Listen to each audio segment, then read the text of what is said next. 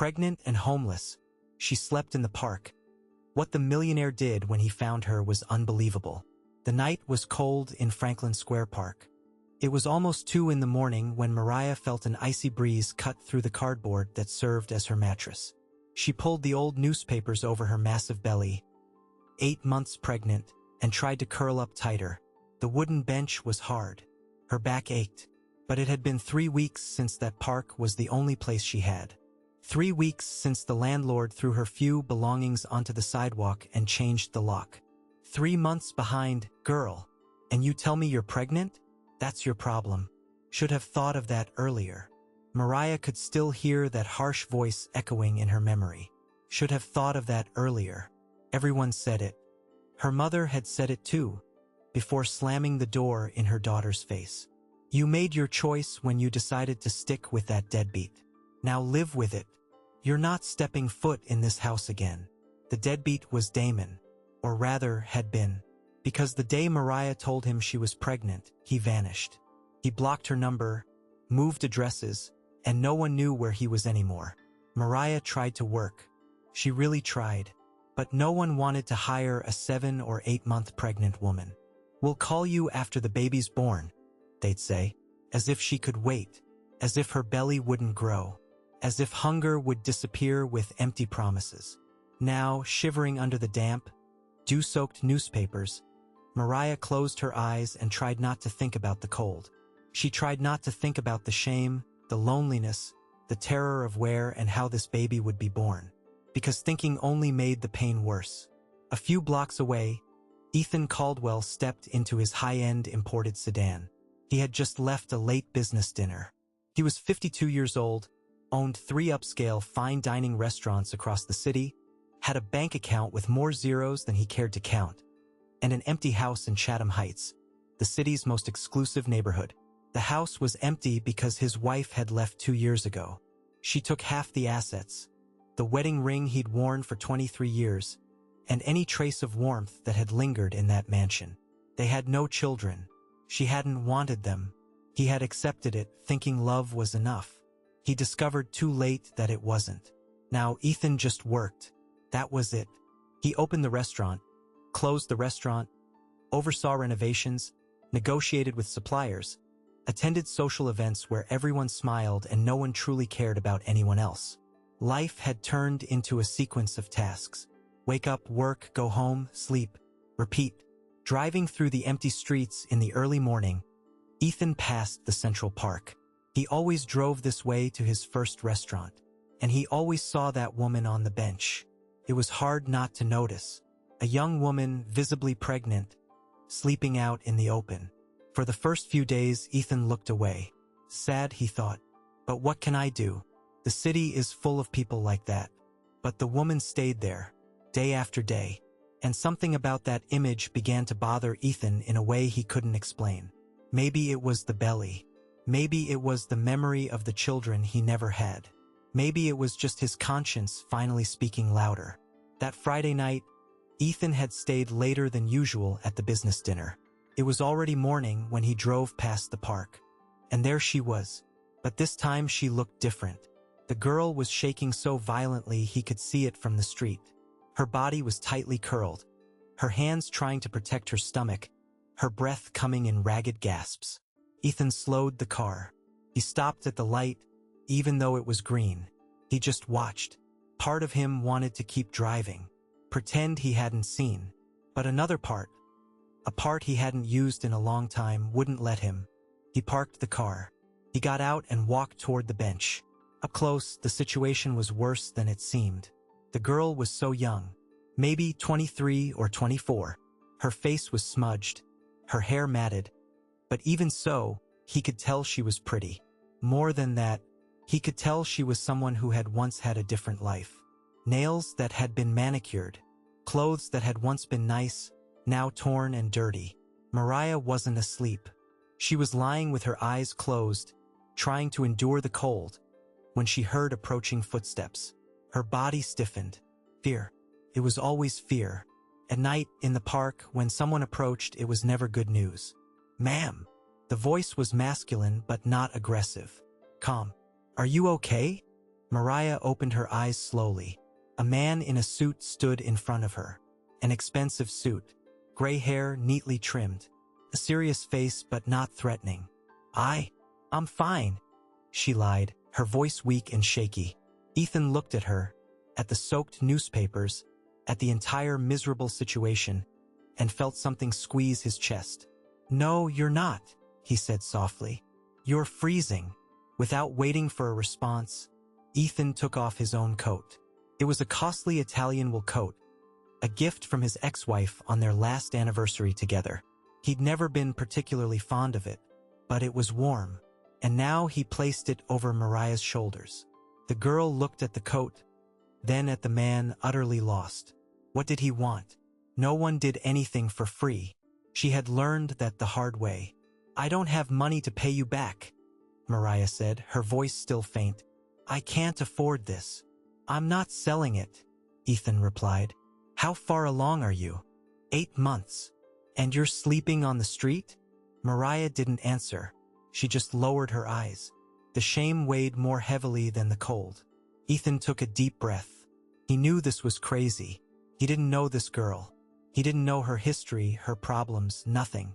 But something in that moment, perhaps his own loneliness, perhaps the emptiness of his large house, perhaps just the human decency that still existed somewhere inside him, made Ethan make a decision.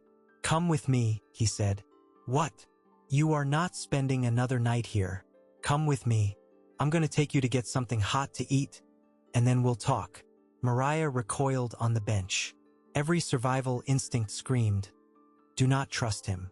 Could be a trap. Could be trafficking. Could be abuse. Could be anything but kindness, because kindness doesn't exist in this world anymore." Ethan sensed the fear. "Look, I understand you don't trust me. You have no reason to. But I own 3 restaurants in this city. One of them is 3 blocks from here. I'll take you there.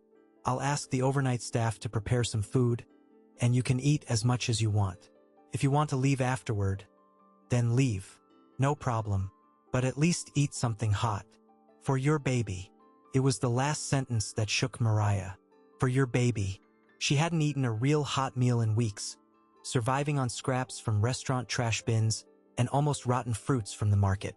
And the baby was restless, moving a lot, as if it were hungry too, as if it were also begging for something better. Mariah looked at the man. He didn't seem like a bad person. His eyes didn't have that look bad men have. No malice, no aggression, just weariness, sadness. She wasn't sure, but something about him seemed sincere. "Just to eat?" she asked, her voice barely a whisper. "Just to eat," Ethan confirmed. "I promise." Mariah slowly got up. Her legs hurt, her back throbbed, her whole body protested. But she accepted the hand he extended and rose to her feet. The car was parked a few feet away. Mariah had never been inside a car like that. Soft leather seats, illuminated dashboard, the scent of newness. Felt like another planet. She sat down slowly, still clutching the warm coat around her. Ethan drove in silence to the restaurant. It was a massive place, with a glass facade and an interior light still shining. He parked out front, took the keys and opened the door. Inside, 2 cleaning employees were finishing their shift. "Ethan, everything all right?" One of them, a slim man about 60, approached. "Is something wrong?" "Everything's fine, Frank. I need you to prepare a complete meal. Steak, mashed potatoes, roasted asparagus, something hot and substantial. And fast, please." Frank looked at Mariah, then at Ethan, but didn't ask anything. He just nodded and went to the kitchen. Ethan indicated a table for Mariah to sit down. "In the meantime," he said, "how about a hot shower? There's an employee bathroom in the back with a shower. We use it when the crew works late and needs to clean up. I can ask Joanna, who manages the reception desk in the morning, to bring clean clothes. She's about your size." Mariah was speechless. Who was this man? Why was he doing this? "Why are you helping me?" she finally asked, her suspicion still battling against hope. Ethan thought for a moment. He didn't even know the answer himself. He just knew he had to do this. Because you need it, he said simply. And because I can. Sometimes that's all it is. Mariah bit her lip, fighting back tears. It had been so long since anyone treated her with dignity. So long since anyone cared if she was cold, hungry, or afraid. And now this stranger, out of the blue, was offering everything she desperately needed. "Thank you," she whispered. "You can thank me later. Now go take that shower before the food gets cold." Mariah went. The bathroom was clean, fragrant, with soft towels hanging up. She turned on the shower, and when the hot water touched her skin, she couldn't hold it in anymore. She cried. She cried from relief, exhaustion, and everything she had bottled up over the past weeks. The water washed the dirt from her body. The tears tried to wash the pain from her soul. When she returned to the table, she was wearing clean clothes Ethan had borrowed. And on the table was a plate of food that looked like a feast. Fluffy rice, seasoned gravy, a large steak, roasted potatoes, salad, and fresh orange juice.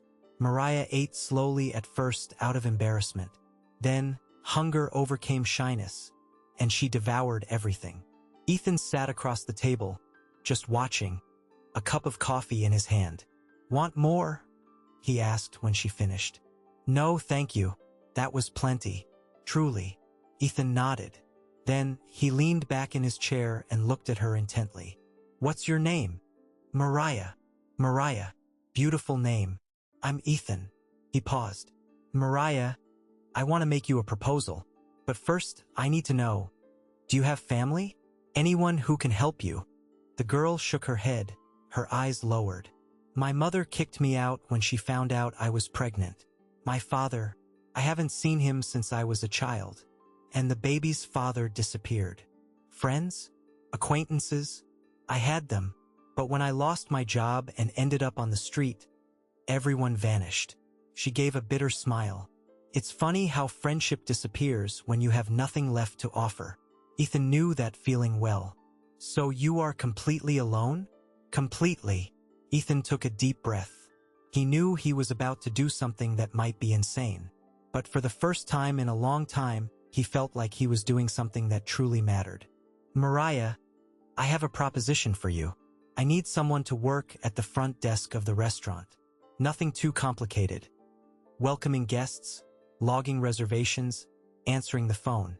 The salary isn't huge, but it's enough to live on. And there's a back room here at the restaurant. We used it for storage, but it's empty now. It's not luxurious, but it has a bed, a small bathroom and heating. You can stay there, no rent, until you get back on your feet." Mariah stared at him, her eyes wide. You're offering me a job and a place to live?" "I am, but with 3 conditions." Mariah's heart sank. Here it comes, she thought. The part where he asks for something in return.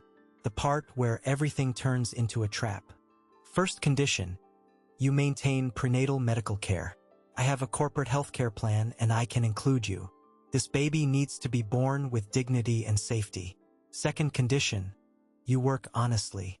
You don't have to be perfect, but you have to put in the effort.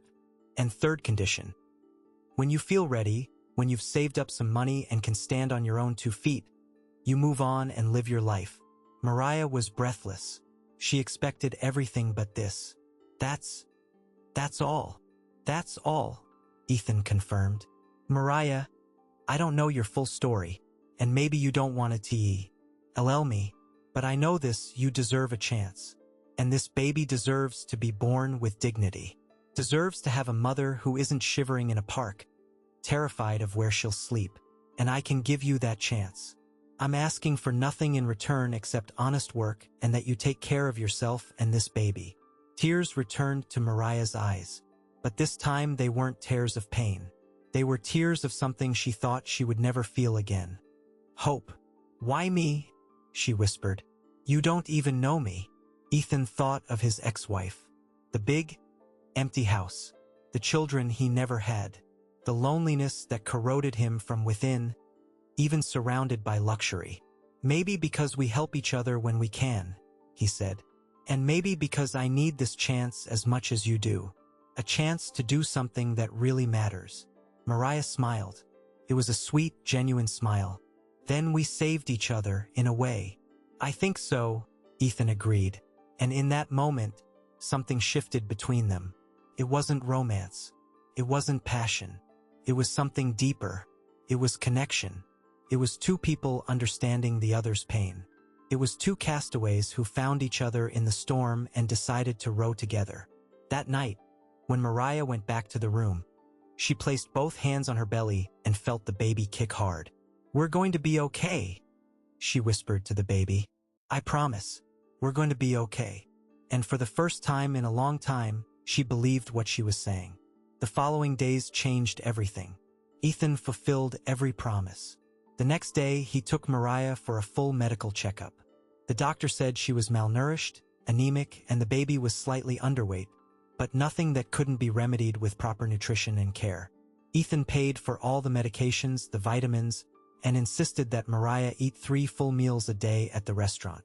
Work started slowly. Mariah learned quickly. She was smart, educated, and good with people.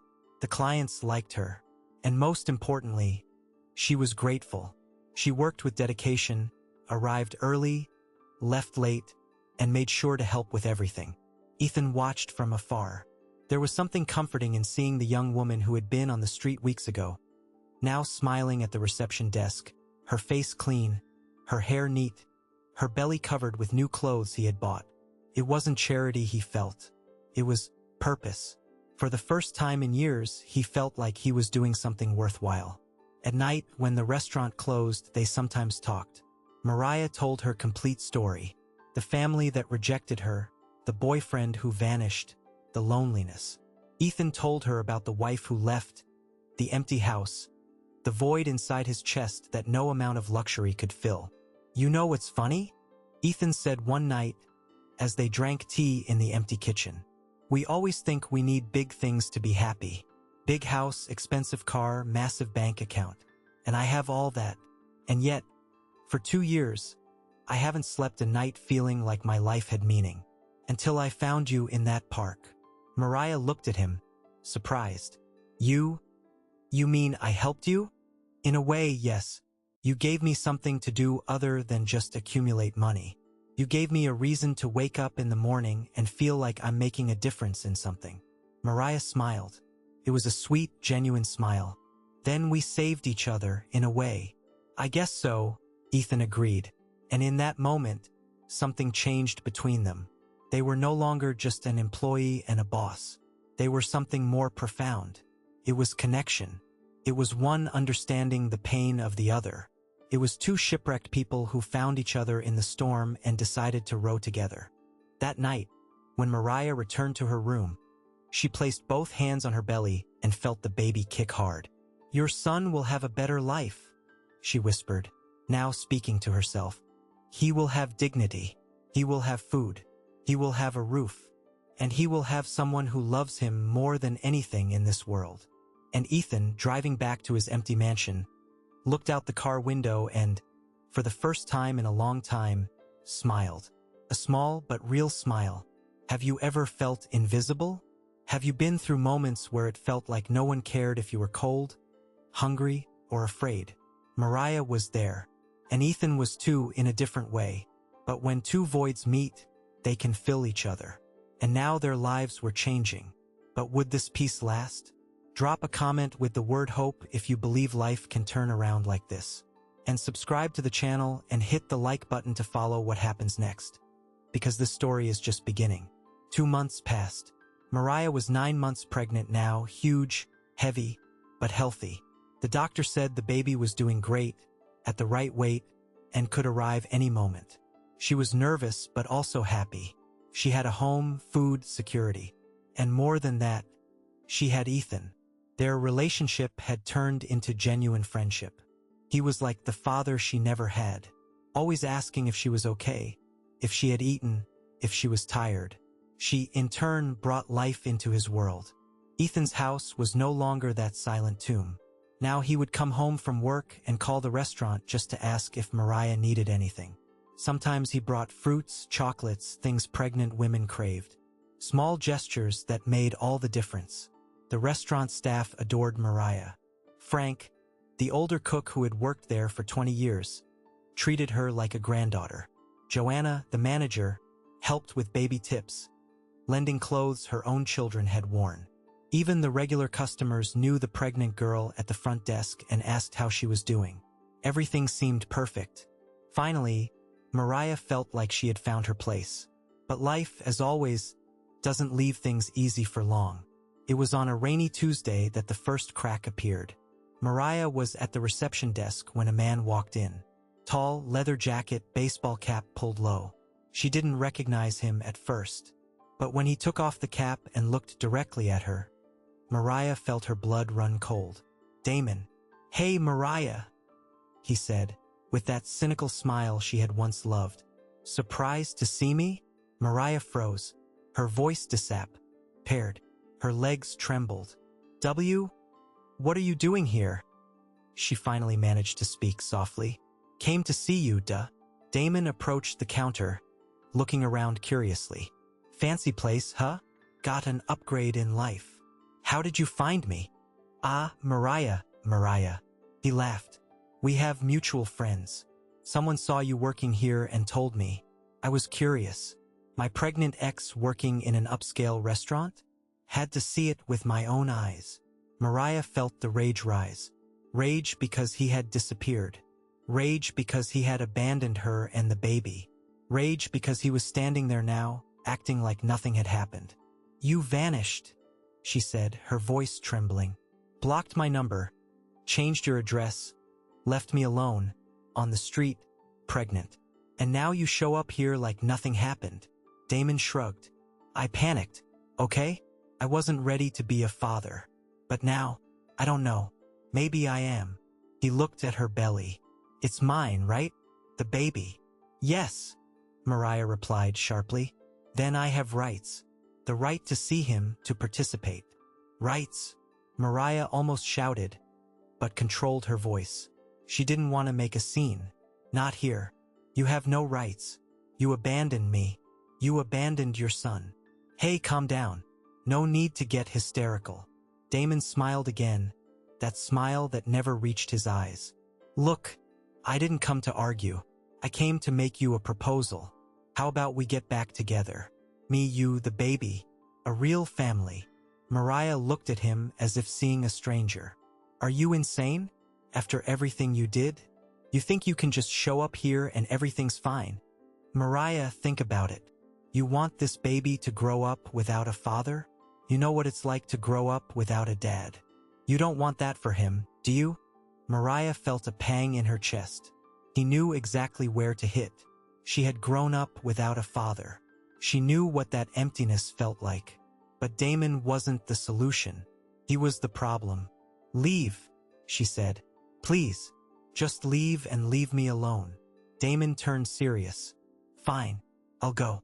But I'll be back. And if you won't talk to me, I'll talk to the court. Because I have rights over this baby. And I will demand them." He put his cap back on, turned his back, and left into the rain. Mariah stood there, shaking, her hands gripping the counter. Joanna, who had overheard part of the conversation from the kitchen, rushed over. "Mariah, are you all right? Who was that?"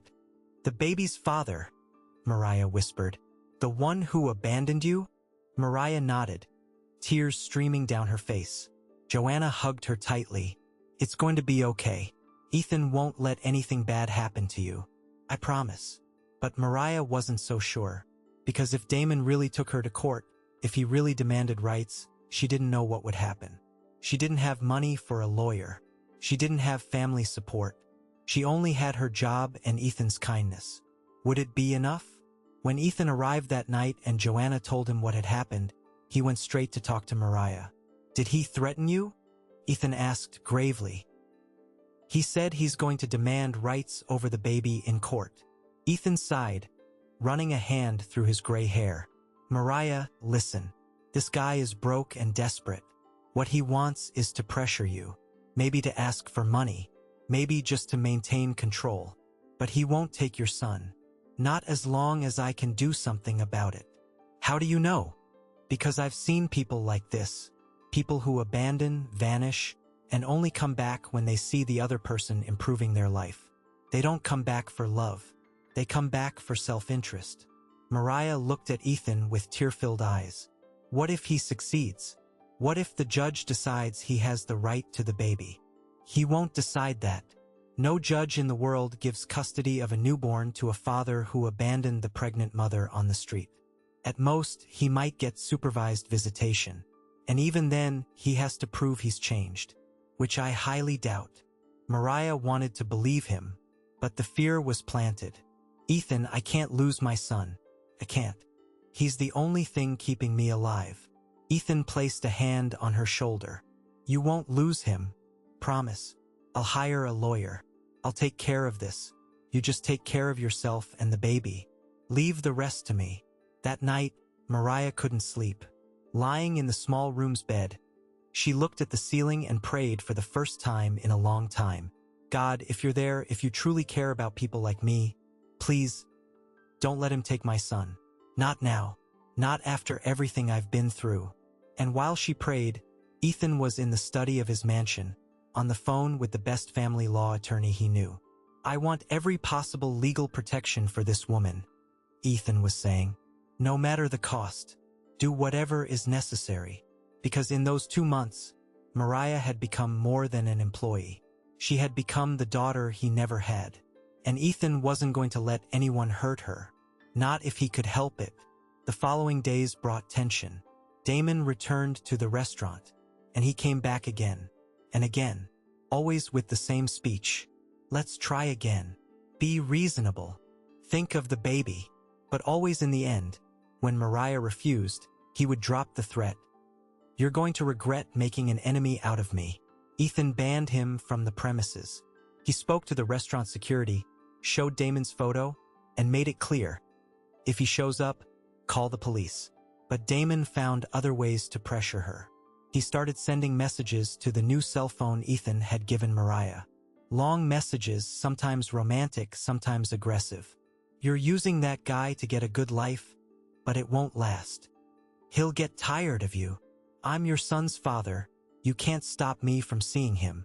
Mariah showed all the messages to Ethan, who documented everything for the lawyer. But the pressure was taking its toll. Mariah was stressed. She slept poorly, ate little. The doctor warned, be careful. This stress is not good for the baby. You could go into premature labor. It was on one of those difficult nights that the unexpected happened. Ethan had invited Mariah to dinner at his house. It was a Saturday, the restaurant was closed, and he thought a change of scenery would be go. OD for her. The house was enormous, truly. 3 stories, a pool, a garden. Mariah felt self-conscious at first. This is too much for one person, she commented. It is, Ethan agreed.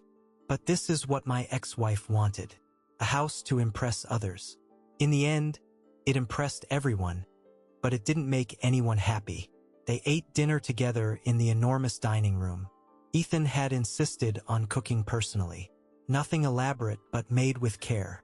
Chicken, roasted vegetables. Simple but delicious. While they ate, Mariah asked, Ethan, can I ask you a personal question? You can. Did you ever want children? Ethan was quiet for a moment, stirring the food on his plate. I did, he said finally. Very much. But my wife didn't. She said children would interfere with her career, her social life, her freedom. First, I agreed. I thought her love was enough. But over time, I missed it. I missed it terribly. And when she left, I realized I was left with nothing. No family, no child, no purpose beyond working and accumulating things. Do you regret it? Staying with her even knowing she didn't want children? Sometimes. But then you showed up in my life. Ethan smiled. And in a way, I feel like I'm getting a second chance. Not to be a biological father, but at least to make a difference in someone's life. Mariah felt her eyes well up. You did more than make a difference. You saved me. And you saved me too, Ethan said. You reminded me that money is just paper. What truly matters are people. They smiled at each other, and in that moment, They were more than an employee and a boss. They were family, a chosen family, a family built not by blood, but by choice and genuine affection. But the peace of that night was interrupted by a call. Ethan's cell phone rang. He answered, and his expression changed. "What do you mean he's at the restaurant?" Ethan stood up, agitated. "I gave explicit orders not to let him in. Did you let him?" "No, hold on. I'm on my way." Mariah stood up too, alarmed. "What is it?" "Damon broke into the restaurant, smashed a back window. The police are there." They drove together. When they arrived, 3 police cruisers were in front of the restaurant. Damon was sitting on the sidewalk, handcuffed, shouting, "I'm a father. I have rights. You can't stop me from seeing my son." Mariah stayed in the car, trembling. Ethan spoke to the police officers, showed the threatening messages, explained the situation. Damon was arrested for trespassing and vandalism. But before getting into the cruiser, he looked at Mariah and shouted, "You're going to regret this. I'll be back. And when I come back, it'll be worse. You and your rich boss will see." The cruiser drove away with Damon. Ethan sat in the car next to Mariah. She was pale, shaking. "Mariah, he won't stop," she whispered. "He's gonna keep going until he gets what he wants. Or until he destroys me." "No, he won't. Now the police are involved. Now there's a police report, a protective order. He can't approach you anymore." But Mariah wasn't convinced. And more importantly, something inside her was shifting. The gratitude she felt for Ethan was mixing with fear. Fear that the whole situation was putting Ethan at risk. And she didn't want that. She didn't want his kindness to turn into a problem.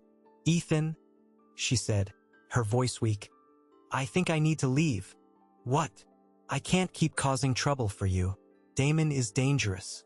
He could hurt you, or the restaurant, or—" "Mariah, stop. You're not going anywhere. That guy doesn't scare me. And you and the baby are safe with me." But Mariah shook her head, tears streaming down. "You don't understand. Every time someone tries to help me, it ends badly. My mother kicked me out. My friends vanished. Damon abandoned me. And now you're dealing with the police with threats because of me. I'm a problem, Ethan. A burden. You are not a problem. You are. I'm a pregnant woman with nothing, no family, no money. You've been good to me, too generous. But I can't keep putting you at risk." Ethan held her face with both hands, forcing her to look into his eyes. "Listen to what I'm telling you now. You are not a burden. You are not a problem. You are a brave woman who went through hell and still didn't give up. And this baby will be born with dignity and safety, because that's what you both deserve. And I am not going to let a coward like that ruin it. Do you understand?" Mariah wanted to believe him, but fear was stronger than hope. In the following weeks, the situation worsened. Damon was released after 2 days. A protective order was granted. He couldn't approach Mariah or the restaurant. But that didn't stop him from continuing to send messages from different numbers. Messages that were increasingly aggressive. "You stole my son from me. Ethan is nothing to you. He just wants to feel important. When the baby is born, I'm coming for him. And you won't be able to do anything." Mariah showed all the messages to Ethan, who documented everything for the lawyer. But the pressure was taking its toll. Mariah was stressed. She didn't eat right. She barely smiled anymore. The sparkle she had in her eyes weeks ago was gone. And the worst part, she was pulling away from Ethan. She talked to him less. She avoided eating dinner together. She avoided any situation that might bring them closer. Ethan felt it, and it hurt. But he didn't know how to break through the wall Mariah was building around herself. It was on a rainy Tuesday, similar to the night they met, that everything fell apart. Mariah was in her room when she felt a sharp pain in her abdomen. Then another. Then another. She got up and looked down. Water was streaming down her legs. Her water had broken. She stumbled out of the room, clinging to the wall, and went to the restaurant kitchen where Frank was cleaning up. "Frank, the baby." Frank dropped everything and yelled, "Joanna, Ethan, the baby's coming." Everything turned into a rush. Ethan arrived in 5 minutes. He had been out resolving something at the bank. He put Mariah in the car, grabbed the hospital bag they had prepared, and sped to the hospital. The contractions were strong. Mariah screamed in pain. Ethan held her hand with one H and steered with the other. "Hold on," he kept saying. "We're almost there." They arrived at the hospital. Mariah was taken straight to the delivery room. Ethan stayed outside because he wasn't family. He wasn't the father. He wasn't officially anything, but he was everything Mariah had. Inside that room, Mariah felt the most intense pain of her life. But it wasn't just physical pain. It was the pain of being alone at that moment. No mother, no family, no baby's father, just strange nurses and an impersonal doctor. And at the peak of that pain, when it seemed like she couldn't take any more, she thought of Ethan, of his kindness, his care, and she realized a painful truth. She wasn't being grateful. She was being cowardly. Ethan wasn't the problem. Ethan was the solution, and she was pushing him away precisely out of fear of losing him. She was repeating the same old pattern, pushing away before being abandoned. But Ethan wasn't Damon. He wasn't her mother. He wasn't anyone from the past. He was a good man who chose to help, asking for nothing in return. And Mariah decided right there in that delivery room that if she and the baby survived, she would stop running. She would stop being afraid. She would fight for that makeshift family they had built. With one final push, the baby was born. A boy, small but strong, crying loudly, angry at having left the comfort of the womb. "It's a boy," the nurse said, placing the baby in Mariah's arms. "Congratulations, Mom." Mariah looked at the red face, the closed eyes, the tiny fingers, and she cried. Cried from relief, from love, from fear, from everything all at once. "Hello, my love," she whispered. "I'm your mom, and you are safe. You are home." Outside, Ethan was sitting in the waiting room chair when he heard the baby's cry. He stood up, his heart pounding. A nurse came out of the delivery room. "It's a boy," she said, smiling. "Mother and baby are doing well." Ethan felt his legs go weak. He sat down again, covered his face with his hands, and for the first time in many years he cried. Cried from relief. Cried from happiness. Cried because he finally felt like he had a family. Even if that family didn't share his last name. Even if that baby didn't share his blood. It was family. When they allowed Ethan into the room, Mariah was lying down with the baby in her arms. She looked at him and smiled. A tired, but genuine smile. "Want to meet him?" she asked. Ethan approached slowly, emotional. He looked at the baby and felt a wave of love so immense it almost didn't fit in his chest. "He's perfect," Ethan whispered. "I want to name him," Mariah said. "A name that signifies everything that happened. I want to call him Ethan." Ethan looked up, surprised. "Mariah, you don't have to." "I want to. You saved us. You saved me and him. I want that every time I call my son's name, I remember that. Remember that goodness exists in the world. And that this goodness saved us when we had nothing left." Ethan couldn't stop the tears again. He held Mariah's hand with one hand and gently placed the other on the baby. "Thank you," was all he could manage to say. But the peace of that moment didn't last. 3 days later, when Mariah was discharged from the hospital and they were leaving, they found Damon at the maternity exit. He was leaning against a car, waiting, and he wasn't alone. There was a woman next to him, older with a stern look. "Mariah." Damon offered a cynical smile when he saw her leaving with the baby. "Meet my lawyer? Attorney Alice Shaw." Mariah stopped, frozen.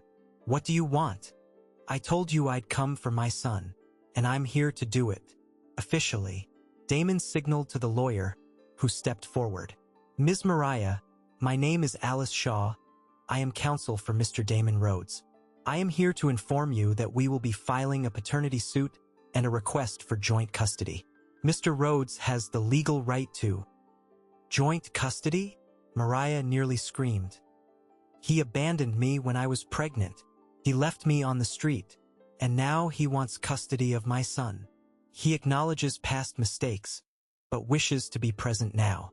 Ethan, who had followed Mariah carrying the bag, positioned himself in front of her.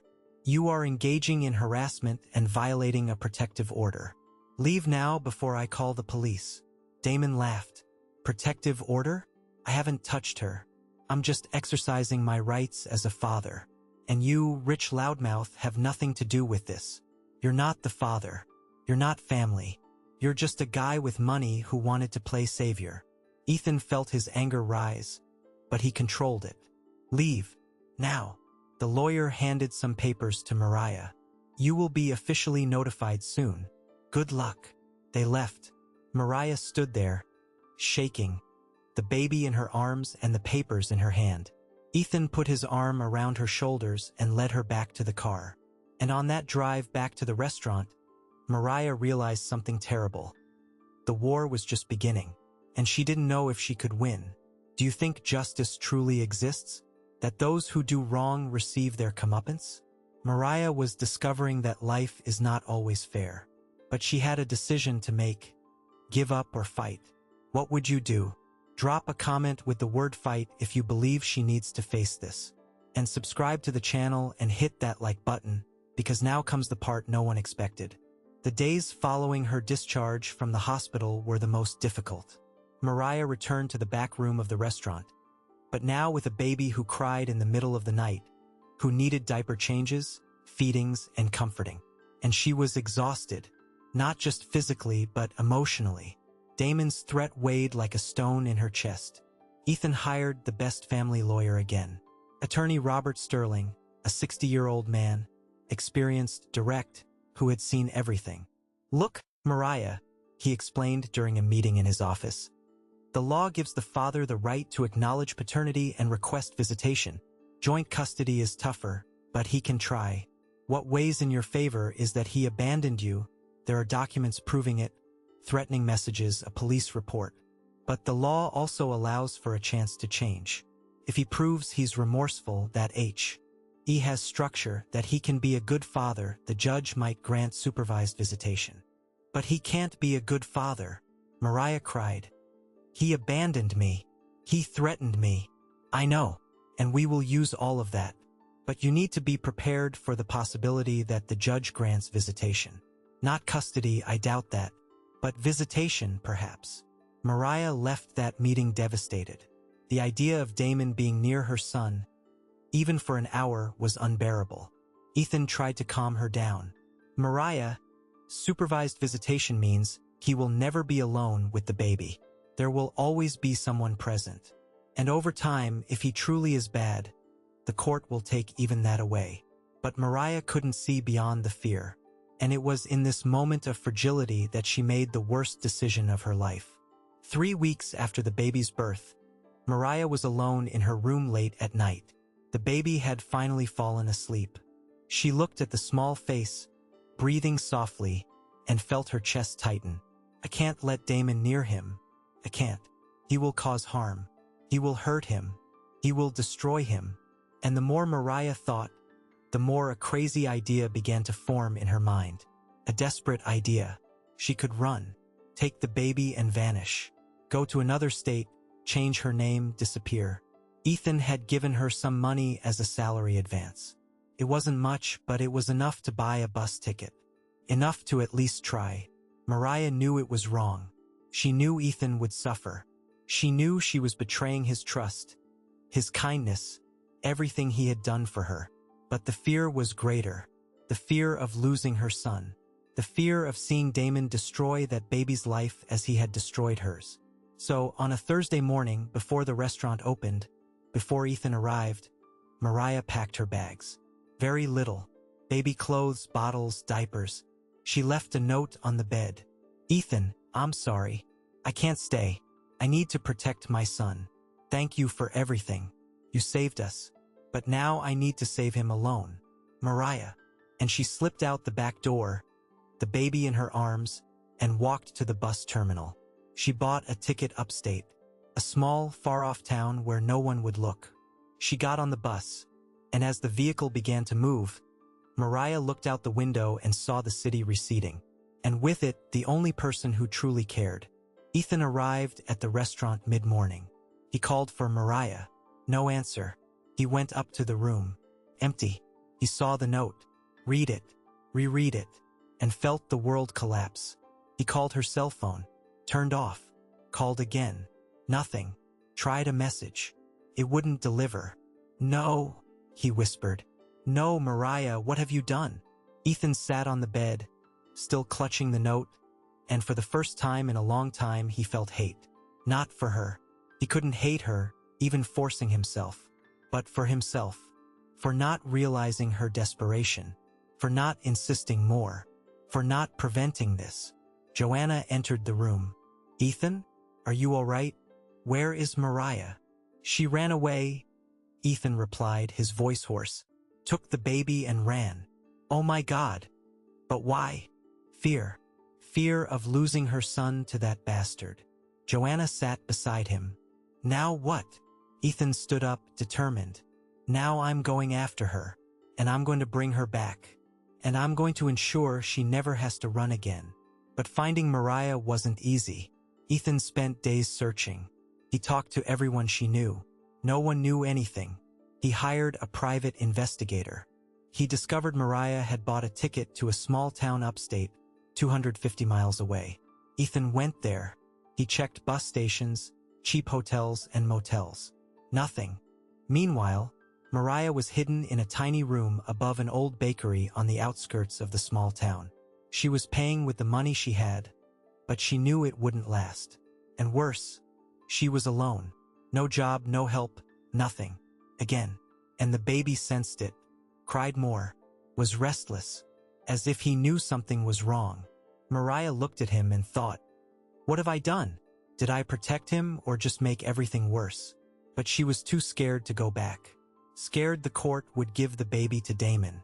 Scared that everything Ethan did would be in vain. It was on a Sunday afternoon, 2 weeks after the escape, that everything changed. Mariah was in a small local park with the baby in the stroller, trying to walk him until he stopped crying. And she saw a group of people gathering at a small church. Music coming from inside. Something caught her attention. It wasn't religion, it wasn't faith. It was just the desire not to be so alone. She went inside, sat in the back. The baby was quiet in her lap. And the pastor, a pleasant man in his 70s named Pastor Jenkins, was talking about second chances. Sometimes we run away from what is right because of fear, he said. We think that by running, we are protecting ourselves, but in reality, we are only postponing the confrontation. And what we need is not to run. It's to fight for what is right, and to trust that God places the right people in our path precisely to help us in that fight. Mariah felt as if the pastor were speaking directly to her. Tears began to stream down her face. After the service, the pastor came to talk to her. Daughter, are you all right? Can I help you with anything? And Mariah, for the first time since she ran away, broke down. She told him everything. The park, Ethan, the baby, Damon, the escape. Everything. The pastor listened patiently. Then he placed his hand on her shoulder. Daughter, you need to go back. This man, Ethan, cares about you. And you are running away from the very person who can help you. Trust him. Go back. Face it. But not alone. With the one who is on your side. Mariah knew he was right. Deep down, she always knew. But she needed to hear it from someone uninvolved. Someone neutral. But what if I go back and lose my son? What if you don't go back and lose everyone? The pastor countered softly. Sometimes we lose much more by trying to run than by trying to fight. That night, Mariah made her decision. She was going back. She would go back, apologize to Ethan, and she would fight. Not alone, but together. When Mariah appeared at the restaurant door on a Tuesday morning, Ethan was there. He had been sleeping at the restaurant several nights, hoping she would so. Mahau returned. He was in the kitchen having coffee when he heard the door open. He stood up. He saw Mariah, the baby in her arms, her small bags in her hand, and her face full of shame. Ethan, She didn't even finish. Ethan walked to her, said nothing, and just embraced her. He hugged her and the baby tightly, as if to prevent them from vanishing again. "You came back," Ethan whispered, his voice thick with emotion. "I'm so sorry," Mariah cried. "I'm so very sorry. I was a coward. You did everything for me and I." "Shoo. Don't say that. You were scared. I understand. But I was wrong. I shouldn't have run from you. You're not the enemy. Damon is." Ethan pushed her back slightly to look into her eyes. "Mariah, listen. I'm not angry. I'm relieved, because I thought I had lost you. And it wasn't just losing an employee. It was losing family." Mariah cried even harder. "I don't deserve your kindness. Stop saying that. You deserve everything good. And now we are going to fight together. Not alone. Together. Against Damon, against the court if necessary, against everything. But together." And in that embrace, Mariah felt, for the first time, that she wasn't truly alone. That there was someone who wouldn't abandon her, wouldn't give up on her, wouldn't let go of her hand. In the following weeks, they prepared for the hearing. Ethan and Attorney Sterling built a solid case. They gathered all of Damon's threatening messages, the police reports, witnesses who saw Mariah pregnant and alone in the park, proof of her current employment, the room where she lived, the structure she now had. On the other side, Damon's lawyer was also building a case. She claimed he was remorseful, that he now had a stable job, a lie, but he got a fake job to impress the judge, that he wanted to be a present father. The hearing was scheduled for a Thursday morning. Mariah was terrified. She wore the nicest clothes Ethan had bought her. Hair pulled back, no makeup, but looking like she hadn't slept all night. When they entered the courthouse, Damon was there. In a suit, hair neatly combed, serious posture. He looked at Mariah with a cynical smile. But when he saw Ethan sitting next to her, the smile vanished. The judge entered. Judge Eleanor Vance, a serious woman in her 50s, known for being fair but firm. "Good morning, everyone. We are here to address a custody and visitation hearing for the minor Ethan Liam, 1 month old. Ms. Mariah, Mr. Rhodes alleges that he is the child's father and requests paternity recognition and joint custody. Is that correct?" Mariah stood up. "He is the biological father, Your Honor. But joint custody, no." "And why not?" Mariah took a deep breath and told everything. The abandonment, the street, the dangers, the hunger, the cold, the threats, the messages, everything. Her voice trembled but remained firm. The judge listened to it all. Then she looked at Damon. "Mr. Rhodes, is it true that you abandoned the child's mother while she was pregnant?" Damon hesitated. His lawyer whispered something. "Your Honor, I was going through a difficult time. I wasn't prepared, but I regret it. I want to be a father now. And the threatening messages? I was upset, but I never touched her. I never actually did anything." The judge flipped through the documents.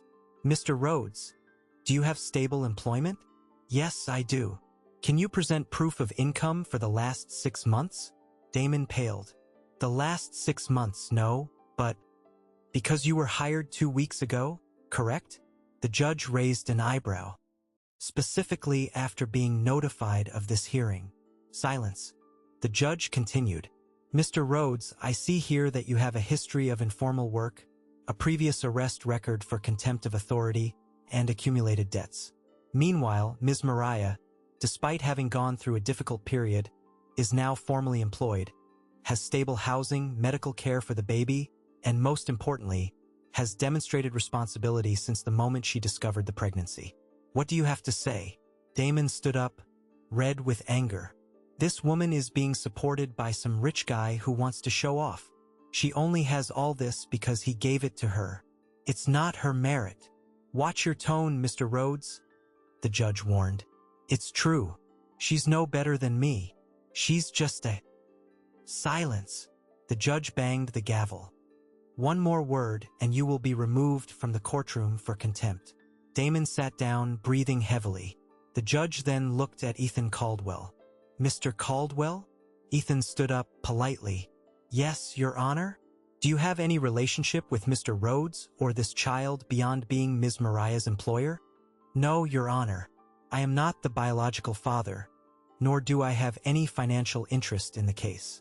I am concerned with her and the baby's well-being. And why did you decide to help Ms. Mariah? Ethan thought for a moment, choosing his words. Because she needed it, and because I thought it was the right thing to do. There is no further explanation than that. I saw a person at risk, pregnant, sleeping on the street, and I decided to help. I provided employment, housing, support, because that's what decent people do when they can. They help those in need. The judge nodded, seemingly satisfied with the answer. After hearing a few more testimonies, she requested a 20-minute recess to review the documents. Mariah left the room with trembling legs. Ethan held her arm. "It's going to be fine," he said. "I feel like it will." But Mariah wasn't so sure. When they returned to the courtroom, the judge already had her decision. After reviewing all documents, hearing all parties and witnesses, I decide the following. I recognize the biological paternity of Mr. Damon Rhodes. However, custody of the minor remains with the mother, Ms. Mariah, fully. Joint custody will not be granted to Mr. Rhodes due to his history of abandonment, threats, and lack of emotional and financial structure. I grant supervised visitation bi-weekly for 2 hours in a public location or in the presence of a social worker. If in 6 months Mr. Rhodes demonstrates a change in behavior, financial stability, and genuine commitment, we may reevaluate. But for now, the child remains under the mother's full protection. Hearing adjourned. Mariah felt her legs buckle. Ethan held her up. She had won. The baby was safe. Damon exploded. "This is unfair. I'm the father. I have rights. You have the rights this court has granted," the judge countered firmly. "And if you continue with this behavior, even supervised visitation will be reevaluated. You may be dismissed." Damon's lawyer pulled him out before he could say anything else foolish. Mariah was in shock. She couldn't process it. She had won. She really had won. Ethan embraced her. I told you it would work out," Mariah cried. But now they were tears of pure relief. But the story didn't end there. In the following weeks, Damon tried to comply with the visitation. He showed up for the first one, spent 2 hours with the baby in a park, supervised by a social worker. He left complaining that he couldn't do anything alone with his son. For the second visitation, he didn't show up. He sent a message saying he was busy. For the third, he showed up intoxicated. The social worker wouldn't even let him near the baby and filed a negative report with the judge. After that, Damon vanished. He stopped answering his lawyer's messages, stopped paying the process fees, and simply disappeared again, just as he always did. Mariah received a notice from the judge. If Mr. Rhodes fails to attend the next visitations, his right will be suspended indefinitely. Damon never reappeared, and Mariah, for the first time, felt free. Free from fear, control, and threats. 6 months later, Mariah's life had completely changed. The baby, little Ethan, was huge, healthy, and full of life. She had been promoted to restaurant manager. Ethan realized she was excellent with organization and administration. Her salary had increased. She had saved money and dreamed of renting a small apartment just for her and the baby. But even with this possibility, she felt something strange. It wasn't relief. It was sadness, fear of moving away from Ethan. One Friday night, after the restaurant closed, Ethan called Mariah over to talk. "Sit here," he said, pointing to a table. Mariah sat down, holding the baby who was almost asleep in her lap. "I know you're saving money to move out," Ethan began. Mariah lowered her eyes. "It's not that I want to leave. It's that I can't keep depending on you forever. You've already done so much, more than anyone else would. And I need to stand on my own 2 feet. Ethan nodded. "I understand, and I'm proud of you, very proud. In 6 months, you've transformed. You've become a strong, independent, incredible woman. And your son is very lucky to have you as a mother." Mariah smiled, emotional. "But before you leave, Ethan continued. I want to make a proposal. What proposal? Ethan took a deep breath. Adoption. I want to officially adopt little Ethan. Not to take him from you. Not to claim biological father's rights. But so he has a legal safety net. So that if something happens to either of us one day, he has security. And more than that, because he's become my grandson in my heart. And I want that to be official. Ethan paused, his eyes watery. Mariah, you've become the daughter I never had. And this baby has become my grandson. And I know you'll have your lives, you'll live where you want, you'll make your choices. But I want us to be a real family. Officially. Mariah couldn't hold back the tears. Ethan, I don't know what to say. Say yes or no, but think carefully. You don't have to answer now. Mariah looked at the baby in her arms. Then at Ethan. I don't need to think. The answer is yes. Yes, you can adopt him. Because you are family. You are his grandpa. You are the father I never had and that he will have. And no matter where we live, we will always be connected. Always. Ethan couldn't control his tears again. He held Mariah's hand with one hand and gently placed the other on the baby. He stood up, circled the table, and embraced them both. And in that embrace, they were more than an employee and a boss. More than people who helped each other. They were family. 2 years later, Mariah was living in a 2-bedroom apartment near the restaurant. Furnished simply but tastefully, full of life. Little Ethan was 2 years old now. He ran through the house, barely speaking yet, but filling everything with energy. Mariah was attending night school for administration, sponsored by Ethan, and she continued to work as manager at the restaurant. Ethan was a constant presence. He ate lunch with them on Sundays, took his grandson to the park, brought presents, the classic doting grandfather. His big house was no longer so empty. Now there were photos of Mariah and little Ethan in the living room. There were toys scattered around. There was life. And Mariah, whenever she looked at her son running and laughing, remembered that cold night in the park. Remembered the fear, the hunger, the loneliness. And now she looked around, saw the apartment, saw her healthy son, saw Ethan playing with him on the floor, and could hardly believe that this was her life. One Saturday afternoon, as they drank coffee in the living room, little Ethan tripped and fell. He cried. Mariah picked him up, but he stretched his little arms out to Ethan. Grandpa!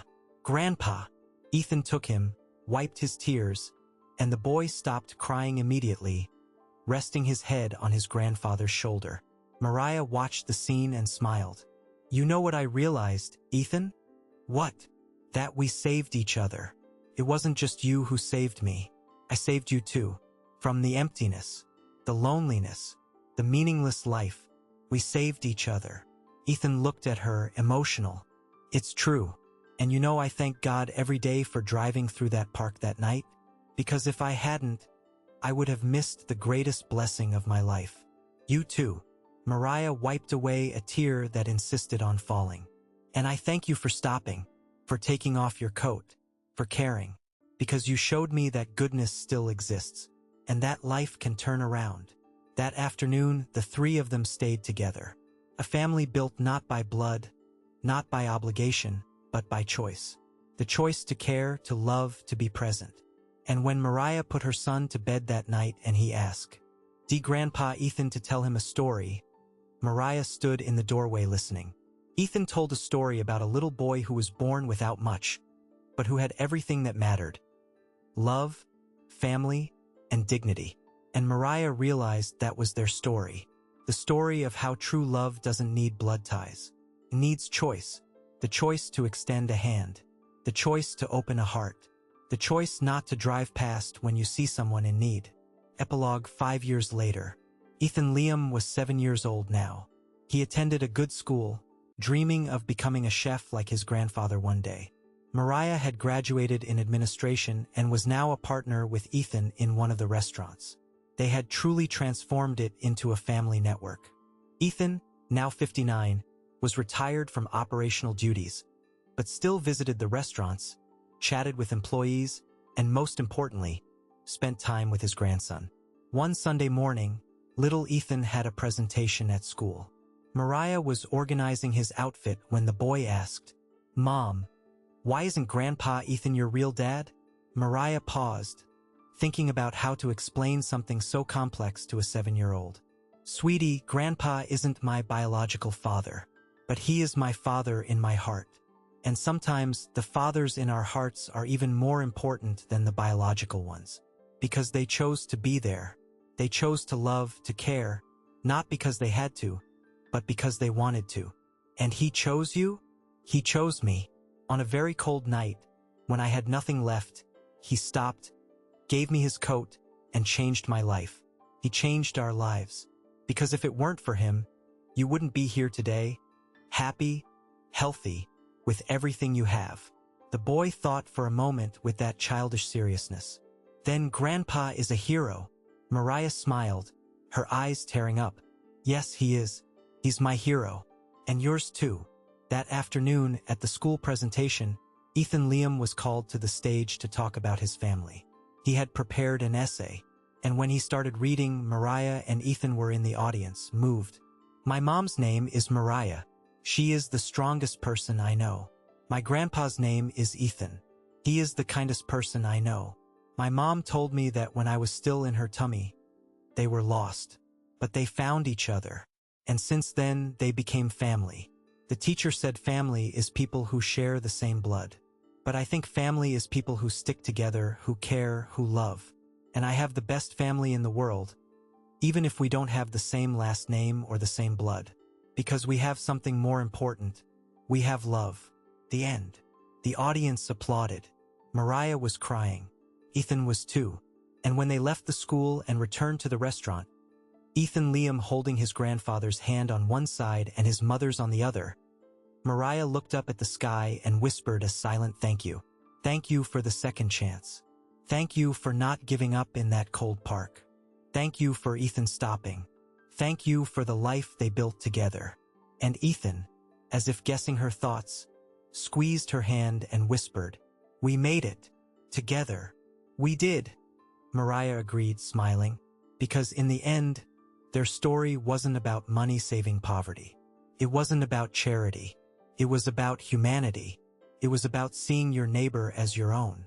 It was about choosing to reach out when you can. It was about building family where family didn't exist. It was about the love that chooses instead of the love that obliges. And that was the greatest lesson of all. Did this story touch you? Did it make you think of someone who needed help that you turned away from? Or someone who helped you when you needed it? You know what I want you to do now? Drop a comment with the word family if this story touched your heart. Share this video with someone you consider family, even if they're not blood. Because everyone needs to remember that goodness still exists in this world. Subscribe to the channel if you haven't already. Turn on notifications so you don't miss the next stories. And leave that awesome like so YouTube understands that content like this needs to reach more people. And go hug someone you love. Because life is short. And love, real family, is what remains. A heartfelt hug. Until the next story.